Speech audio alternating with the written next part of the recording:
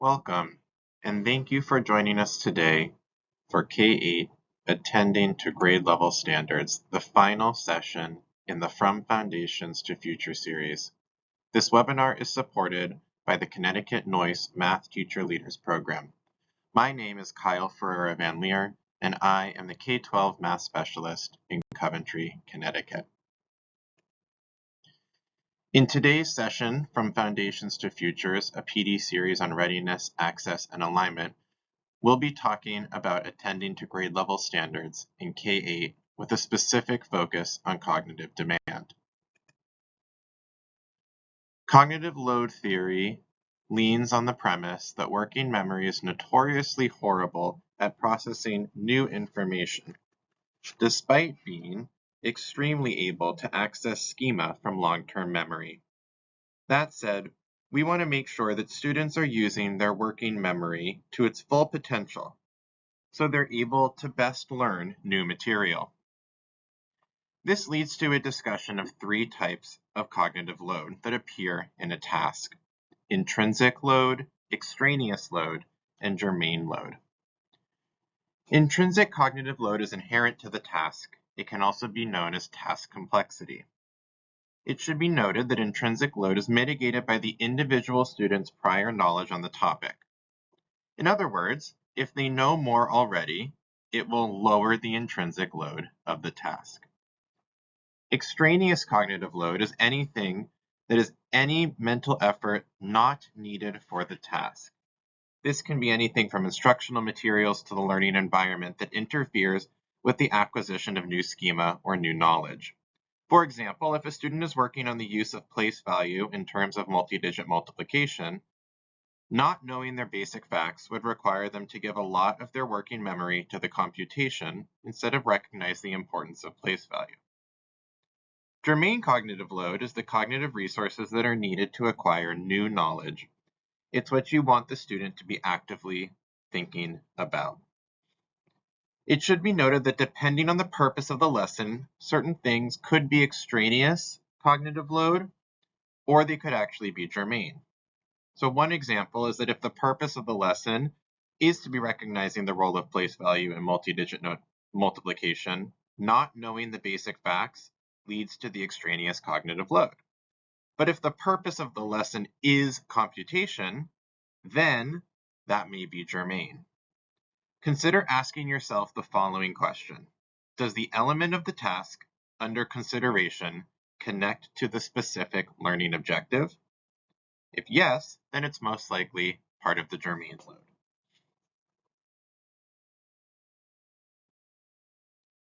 Tom Nobley writes in his Substack, The Core of the Matter, multiple studies have documented both the relatively few opportunities American students have to engage in cognitively demanding tasks, as well as the frequent reduction of demand that often occurs during implementation.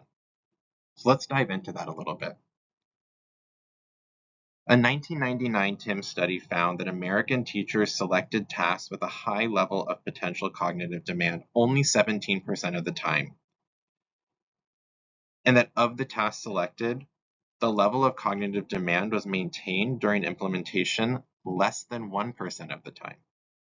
Similarly, Jackson's 2013 analysis of a large sample of middle school mathematics lessons revealed that the cognitive demand of many tasks was reduced in the launch phase, 64%, and only 6.7% of tasks that were launched effectively also maintained their potential level of cognitive demand through all phases of the lesson.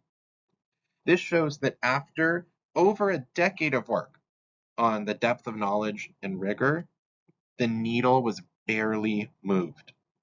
This is particularly bad for historically marginalized students who've been shown to receive fewer opportunities than their more privileged peers. Additionally, students of color are more likely to perceive reduction of cognitive demand over the course of a lesson to be related to their teachers' expectations of them based on their race.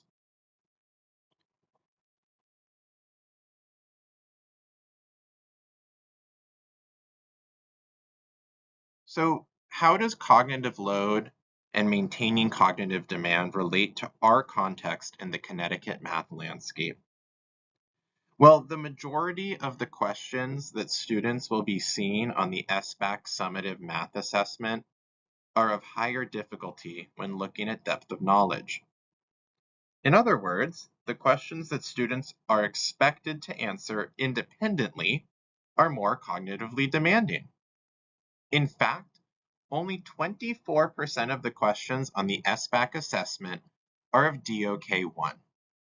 That means that over 75% of the assessment will require students to engage in levels beyond simple recall and reproduction.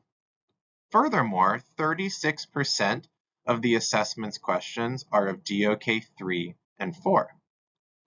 Compare this to the statistics from the last slide. If over 36% of the questions that students will see are cognitively demanding, levels 3 and 4 of DOK, but only 6.7% of potentially demanding tasks maintain their cognitive demand through the lesson, we're doing a disservice to students.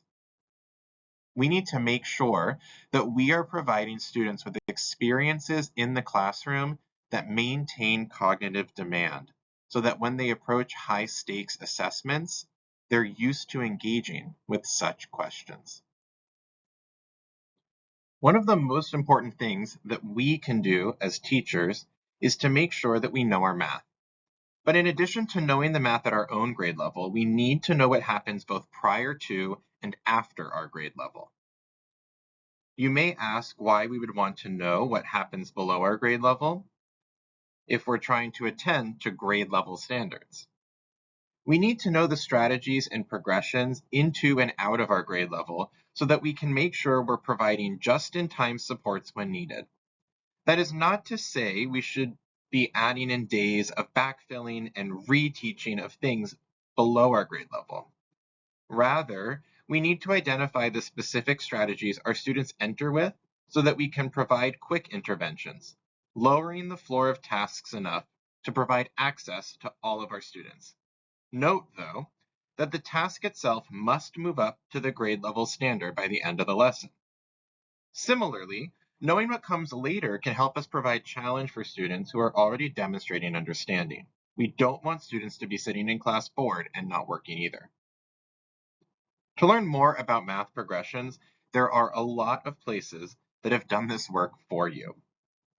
This example here comes from Achieve the Core, where you can see the progression of algebra skills starting in kindergarten and moving up towards 8th grade. Graham Fletcher has also created a wonderful series of videos that show progressions of various core math concepts, such as multiplication and division, through the elementary levels.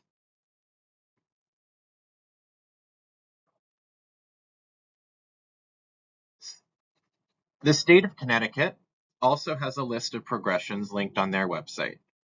There's one shown here as an example, indicating the progression of multiplicative reasoning standards across grades 3 through 5. The California Math Framework is helpful as well in terms of understanding the progression of big mathematical ideas. Looking in chapters 6, 7, and 8, you can begin to see how various big ideas and content connections are linked through the various grades. For example, you can see here how creating patterns in transitional kindergarten or pre-K moves towards being flexible within 10 in kindergarten, followed by the ideas of tens and ones in first grade, with the final development of skip counting towards 100 in grade 2. The narrative pieces of the framework help to demonstrate the various models that students move through as they progress in grade levels. Again, this framework provides potential appropriate scaffolds for students who are struggling, and it additionally provides advancement ideas for students who may be demonstrating mastery.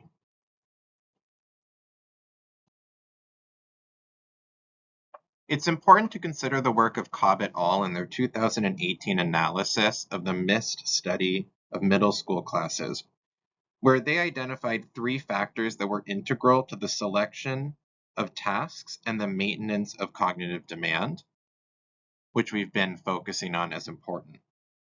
They wrote, quote, In most U.S. mathematics classrooms, students are taught procedures for solving tasks of low cognitive demand, and discussions focus on sharing correct answers, with little room for discussion of reasoning." End quote. The first factor they identified was mathematical content knowledge, or mathematical knowledge for teaching. This was a key factor in the selection of the demanding tasks that we know is important. We have to know the difference between being able to do the math and being able to understand how to teach the math in order to not only select a high quality task, but also maintain the demand of the task. Their second factor was the instructional vision, which they say, quote, represents a conception of the instructional practice that teachers aspire to enact, end quote. In other words, this is the type of teaching that teachers envision themselves being able to do. And the instructional vision is significantly related to task selection and the maintenance of the demand throughout the lesson, or the way in which the task is taught. Cobb et al. Writes, quote, this finding suggests that it's very important that teachers with conventional teaching practices are provided ample opportunities to value and develop a vision of ambitious and equitable teaching. And for those who are tasked with supporting teachers' learning, to expect teachers' current practice and their vision to differ for a time, end quote. Their third factor was the belief that all students are capable of grade level work. They found that teachers who doubted their students' capabilities tended to decrease the cognitive demand of high-level tasks.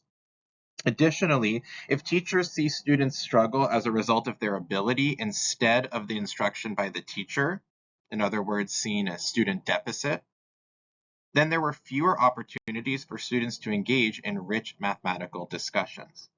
This was especially true in cases where classes are mostly students of color. There are multiple spots within the implementation of a task that have potential for high cognitive demand that mitigate the reduction or the maintenance of this demand.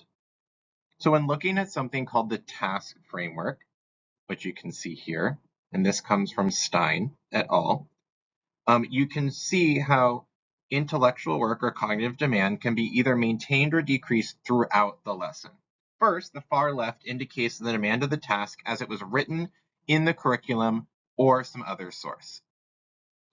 The second rectangle represents the demand based on how the launch of the task is handled by the teacher. Notice that between these two, there are opportunities for the task's demand to be maintained or lowered. Finally, the last rectangle represents the implementation of the task while students are working. Our goal is that we want the cognitive demand in the first initial rectangle to be as close to that of the final rectangle and the triangle as possible. So how does this impact teachers? Well, one of the most common factors associated with cognitive demand reduction is the teacher removing an element of challenge for students in order to make the task easier, and often more procedural. This is driven as well by teacher expectations of students and the desire for completion as opposed to productive struggle. Certain kinds of scaffolding can also impact the maintenance of cognitive demand throughout the task. We'll talk about scaffolding later. It should be noted that one of the factors associated with the maintenance of cognitive demand is teachers pressing for explanation and justification throughout the task. This means that teachers are questioning their students about their thinking and having them provide their own reasons or justifications for answers. This is something we want teachers doing because it helps to maintain cognitive demand. One should also note that Wilhelm in 2014 found a correlation between a teacher's ability to maintain cognitive demand and their understanding of effective instruction, a mathematical vision, their level of mathematical knowledge for teaching, and their perception of student capability, or their belief in students. This correlation should harken back to what we just talked about when we looked at the work of Cobb et al. Consider how this impacts professional development that we offer to teachers throughout the year. We recommend that professional development explicitly focus on 3 areas. The first is cognitive load theory. Teachers should understand the different types of cognitive load, the 3 that we discussed earlier on, so that they're able to consider the best way to maintain the cognitive demand of a task throughout the lesson. The second is mathematical knowledge for teaching. This is directly related to understanding the math progressions. Teachers should be developing their understanding of how to teach the math to students and how different strategies connect to each other. This helps us understand how to best provide access to tasks for all students. It also helps us understand the learning targets of a task so that we can correctly identify what's germane load and what's extraneous load, which then helps us in identifying appropriate scaffolds. Finally, we recommend professional development on cognitive demand and scaffolding. We believe that teachers should have a common understanding of a scaffold that is a tool or an action to lower the extraneous cognitive load of a task while maintaining the cognitive demand or the germane load of a task. Thinking back to the task demand framework, we need to consider the tasks that we're providing to students. Not all tasks that exist have potential for cognitive demand. Therefore, we must consider what helps to make a task potentially demanding. In research and task design discusses a few components to high-quality tasks. They should have a low floor and a high ceiling. This means that students, regardless of their prior knowledge, should be able to enter the task from some angle. The high ceiling means that the task doesn't end at a specific point, but rather has extensions that allows for students or groups of students to continue and push their thinking mathematically until the teacher deems it time to consolidate. Tasks should also help to build connections between different mathematical representations. The National Council of Teachers of Mathematics, or NCTM, identifies this as one of their core effective math teaching practices in their 2014 publication, Principles to Actions. There should also be multiple solution pathways. This is directly linked to the prior 2 points. If a task does not prescribe a specific pathway, more students will be able to access it without specific prior knowledge. Consider students who may need to use visual representations while others could be using more abstract reasoning. Additionally, if multiple solutions are presented, it helps to facilitate connections between various representations. The most common place that teachers lower the cognitive demand of a task is in the launch. So it's important that teachers consider how they're going to launch a task with just enough information that everyone is able to enter and start. This also connects to the idea of supports and scaffolds. Dr. Julie Dixon talks about the difference between providing examples directly upfront during the task launch and providing supports in the moment that students may need it. She discusses how often teachers provide examples from the guise of just in case you may see this during the independent practice. However, this ends up either showing kids how to do everything and thereby lowering the cognitive demand. In other instances, a student who's able to enter the task with the first example might actually be lost by the last just-in-case example. Furthermore, the students who could have started independently without any examples are more likely to disengage by that last example because they're not being challenged. So instead, we should be getting students working as fast as possible and then circulate and provide scaffolds just in time, or when a student demonstrates that they actually need some support.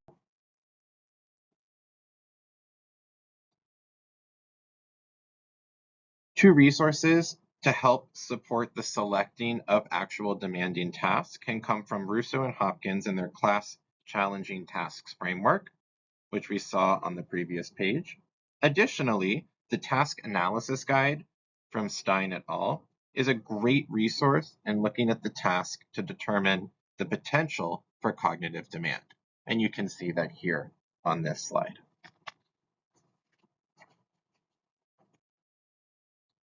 When considering how to scaffold students, we have to remember the desire that we want to maintain the germane load and the cognitive demand of a task. This requires us to understand the learning targets clearly. A scaffold should be aimed at lowering extraneous cognitive load, anything that may waste the already measly working memory space that we have. But in order to understand if the scaffolder tool will be lowering extraneous load or whether it will be doing the work for your students, you have to ask yourself about it in the context of the desired learning outcomes. If the scaffold will do the work for them that you'd ultimately like them to do, then it's not going to be appropriate. However, if it helps students access the math that you'd like them to be working on, then it's a useful tool. As an example, consider providing students with a multiplication table as a scaffold, something that we often do. If you're working with third graders on learning what multiplication is and building conceptual understanding, or even building fluency with basic facts, then a multiplication table will be doing the work for them. However, if you're working with fourth graders on understanding how to use the area model to multiply multi-digit numbers with a connection to place value, then a multiplication table allows a student who struggles with basic facts to access the grade level learning. In that case, it would be an appropriate scaffold. A quick note about the new position from NCTM on universal screeners and how it relates to scaffolding and cognitively demanding tasks is important. We want to highlight that they agree on our suggestions with regard at using universal screeners to identify students who might need additional support. That said, students should continue to be receiving grade level core instruction and receive just-in-time scaffolding based on the universal screener data. Notice that they highlight the importance of additional support rather than pausing and remediation. Grade level, cognitively demanding tasks are and should be the starting point for learning. As you reflect on maintaining grade level rigor in your own context, here are some guiding questions that can assist in understanding where you are at, which will enable you to focus next steps. What is something that you're doing that does maintain the demand of a task? How can you improve current instructional practices to help maintain the demand of a task? How do you monitor the demand of tasks that are being implemented in instruction? What areas of mathematics do you need support in understanding the progression of learning? For more information, please see our resources in the linked PD playlist, where you'll see readings, videos, and audio to further your learning. Thank you for watching the final session of From Foundations to Futures, a PD series on readiness, access, and alignment.